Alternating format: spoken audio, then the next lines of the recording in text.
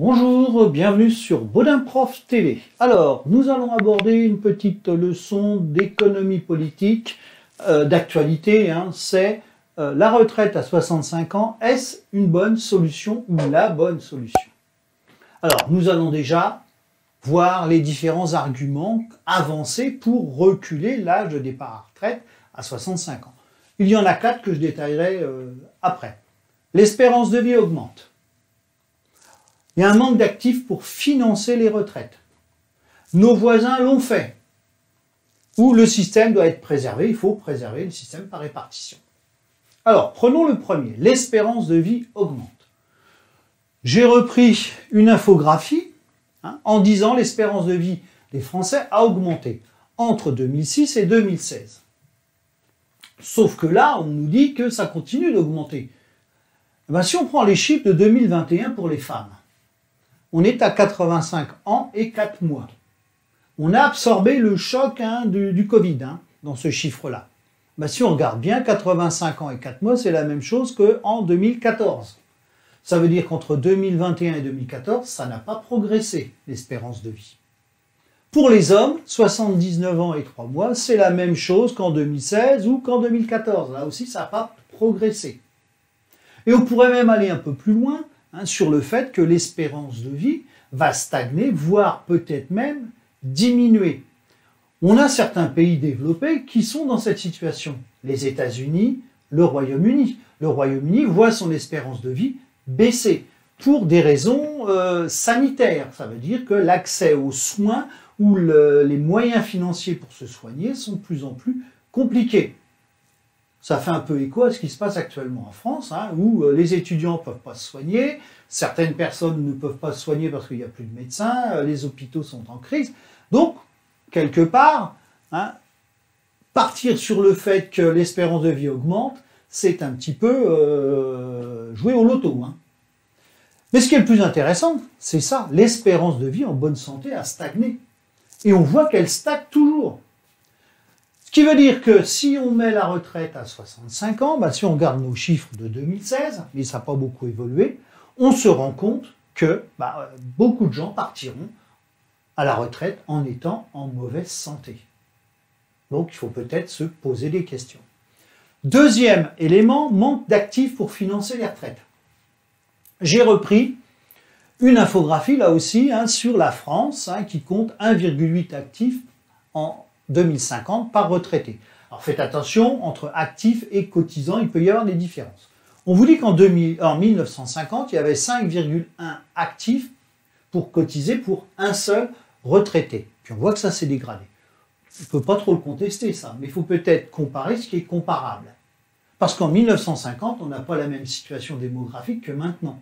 Et les raisons, on les connaît. Regardez la pyramide des âges. Qui prenait sa retraite en 1950? Principalement des hommes, les femmes, très peu. Et en plus, des hommes qui étaient nés à la fin du siècle précédent. Et là, il y a un problème. Première guerre mondiale, Seconde guerre mondiale. Ça veut dire que pendant ces deux chocs, on a perdu pour la Première guerre mondiale 1 700 000 personnes, donc population active, et 570 000 à la Seconde Guerre mondiale. Donc ce sont des gens qui n'ont pas pu prendre leur retraite, ils étaient décédés. Si on avait lissé, en partant du principe qu'il n'y a pas eu de guerre comme maintenant, peut-être que les décisions quand on a créé la sécurité sociale pour financer les retraites n'auraient pas été les mêmes, parce qu'au lieu de 5,1, on aurait peut-être eu 3 ou 4, et là on se serait peut-être posé des questions. Donc on ne peut pas comparer ce qui n'est pas comparable. On aurait pu le faire si, dans les années 60, on avait eu une troisième guerre mondiale et 2 millions de morts. Donc là, on aurait pu comparer. Mais ce n'est pas le cas. Donc là aussi, c'est un argument un petit peu, on va dire, vaseux. Nos voisins l'ont fait. Alors c'est sûr qu'ils l'ont fait. Beaucoup de pays sont à 65, voire plus.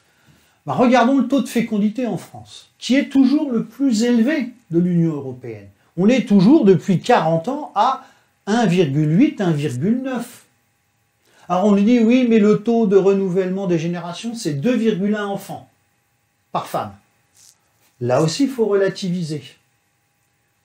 Des chercheurs ont indiqué que c'est 2,1 c'est en ne tenant pas compte de l'immigration. Si on tient compte de l'immigration en France, c'est pas 2,1, c'est 1,7, 1,8. Et là, on est toujours au-dessus.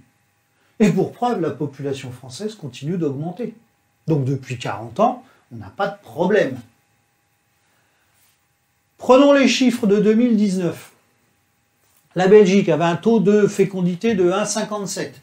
Ils ont été obligés de passer à 65 ans, ils n'ont plus assez d'actifs pour financer les retraites, on va dire. L'Allemagne, 1,54 taux de fécondité, eux aussi. Si je prends l'Italie, 1,27, alors eux, c'est catastrophique. Ils sont obligés de laisser les seniors jusqu'à 67 ans au travail parce qu'ils n'ont plus assez de jeunes pour les remplacer. Nous, on n'est pas dans ce cas-là. On a entre 6 et 700 000 jeunes à placer tous les ans. Donc il faut déjà créer les emplois avant de penser à supprimer à reculer ceux des personnes de plus de 62 ans. Le système doit être préservé. Déficit de l'assurance vieillesse, c'est-à-dire la cotisation à 6,9 et le 0,4 déplafonné. Alors on voit bien que le régime de base vieillesse a, en 2020, été catastrophique. Le total des deux, 6 milliards, il fallait trouver. Sauf que 2020, il y a eu les crises Covid, donc moins de rentrée d'argent, puisque beaucoup étaient au chômage partiel. Mais en 2021, on voit que ça a remonté. Pour la caisse, la sécurité sociale de base, il manque 1,5 milliard, 1,1 milliard. Pour le FSV c'est le Fonds social de vieillesse, c'est-à-dire le minimum vieillesse, il manque 1,5 milliard. Donc il nous manque 2,6 milliards.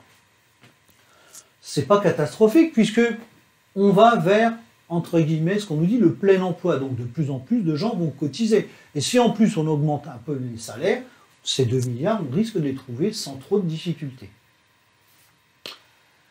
Alors, que peut-on proposer? Ben voilà.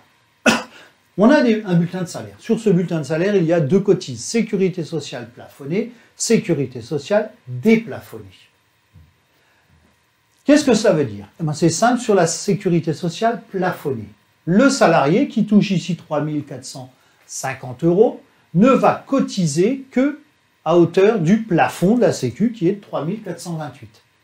Donc, maximum, il cotisera 236 €. On a alors 6,9, donc c'est une cotisation importante quand même. Alors, dans mon raisonnement, je ne touche pas la cotisation patronale, parce que si on touche le même raisonnement sur la cotisation patronale, le coût du travail va exploser. Et puis on a une petite à 0,4 sur le déplafonné. Donc le but, c'est de se dire, pourquoi on ne va pas déplafonner cette cotisation de 6,9 pour faire rentrer plus d'argent? Qui serait concerné par ça? Alors j'ai une infographie, un graphique ici qui concerne les salaires mensuels nets équivalents temps plein des Français en 2019. Le problème, c'est que le plafond de la Sécu est sur du brut. Donc j'ai converti, ça fait à peu près 2 800 € net. Alors qui serait ou ne serait pas concerné? Si on déplafonne, tous ceux qui sont en dessous, les 3 000 €, c'est-à-dire 81% des Français, ne seraient pas concernés. On a 16% des Français qui seraient légèrement concernés, puisque ça ferait une augmentation de 200 € de cotisation tous les mois. Et puis on a 3% des Français qui, eux, seraient beaucoup plus impactés, parce que ça serait une augmentation de cotisation importante. Voyons tout ça dans un tableau. Pour un salarié qui perçoit 2 000 € bruts par mois, donc la cotisation plafonnée sera de 138 €. Il est en dessous le plafond, donc lui, il va payer tout sur ces 2 000. Donc un taux réel de 6,9. Si on déplafonne, ça ne lui changera rien du tout, donc il ne versera rien en plus. Quelqu'un qui est à 3 500 à terre, un tout petit peu au-dessus du plafond, donc il va verser 238,61 le plafond. Le taux réel de sa cotisation, c'est 238 divisé par 3005, donc 6,81. On voit que c'est un tout petit peu moins que ce qui est indiqué pour d'autres. Il va verser 241 € au lieu de 238, donc il va avoir un petit supplément de 2,90 € tous les mois. Celui qui est à 5000, on voit que pour le moment, son taux est passé à 4,77, que c'est toujours 238 sur 60 €. Et si on déplafonne, il va devoir payer 345, donc un petit supplément de 106 €. Pour celui qui a 8000, un supplément de 313. Bon là, on peut se dire, des gens qui ont 5 000, 8 000 euros, ils vont peut-être être d'accord pour payer un peu plus et pas partir à la retraite à 65 ans. 10 000 euros, 451 euros de plus, pourquoi pas, lui aussi il peut se poser la question. 20 000 euros, ça peut être un petit peu plus embêtant. Il faut quand même savoir que ces gens-là ne vont pas attendre sur la retraite sécurité sociale. Alors j'ai fait un autre calcul. Ah si, j'en ai fait un qui peut vous intéresser. J'ai pris un joueur de foot qui vient de re-signer pour 100 millions d'euros par an. Sa cotisation actuelle plafonnée serait de 12 fois 236, c'est-à-dire 2800 euros. Ce qui ferait un taux réel de 0,002%. On est loin des 6,9. Si on déplafonne, alors là, il va peut-être pas être content, mais il devrait cotiser 6,9 millions par an. Alors, revenons à mon calcul. En France, on a à peu près 1 380 000 salariés qui perçoivent 5 000 euros brut mensuels. Donc, on va leur rajouter 106 euros. Donc, j'ai fait un calcul, 1 380 000 sur 12 mois, 106 euros, on va récupérer 1,8 milliard. J'ai fait le même calcul avec les 276 000 salariés qui perçoivent à peu près 10 000 euros. Donc, ça fait récupérer 1,5 milliard. Donc là, on est déjà sur ces deux éléments-là à 3,3 milliards. Et en 2021, il en manquait 2,6. Donc c'est pas non plus, on vient déjà de les récupérer. Et puis là, je ne parle pas de ceux qui vont percevoir 20 000, 30 000, 500 000 euros tous les mois. J'avais compté, mais je n'ai pas donné tout le tableau, on est à peu près à 8 milliards de récupération sur l'année. Continuons, parce que ça pique pour certains. Donc il y a des arguments contre. Deux principaux. La pension de base versée par la Sécu, elle aussi, elle est plafonnée. C'est pour ça qu'il y a une cotise plafonnée. Elle est plafonnée à 50% du plafond, donc 1 714 euros. Ça veut dire qu'au maximum, on peut vous verser la Sécu que 1 714 euros. Il faut quand même savoir que quelqu'un qui a 5 000, 8 000, 10 000, 20 000 euros, il va être considéré comme cadre. Et donc, il y aura la cotisation des retraites complémentaires, sa pension sera beaucoup plus importante. Même chose s'il a été judicieux, il est propriétaire de son logement, il peut avoir une assurance vie, un plan d'épargne retraite, du logement locatif. Enfin bon, il ne va pas normalement attendre sur les 1 714 euros pour financer sa retraite. Le deuxième argument qu'on peut opposer, c'est que si on augmente trop les cotisations, les plus aisés, ils vont s'en aller. C'est pas sûr, parce que vous avez vu, il y a à peu près 15% des salariés français qui vont être un peu concernés quand même. 3% beaucoup plus. Mais sur les 15%, ils vont pas tous partir, parce qu'ils ont leur vie ici. Donc, c'est là que c'est. Alors, à la rigueur, c'est là qu'il faut avoir quelque chose en tête, c'est qu'on est sur un système par répartition, c'est-à-dire de la solidarité.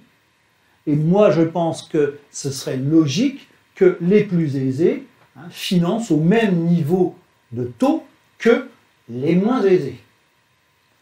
Alors, je fais un petit résumé donc.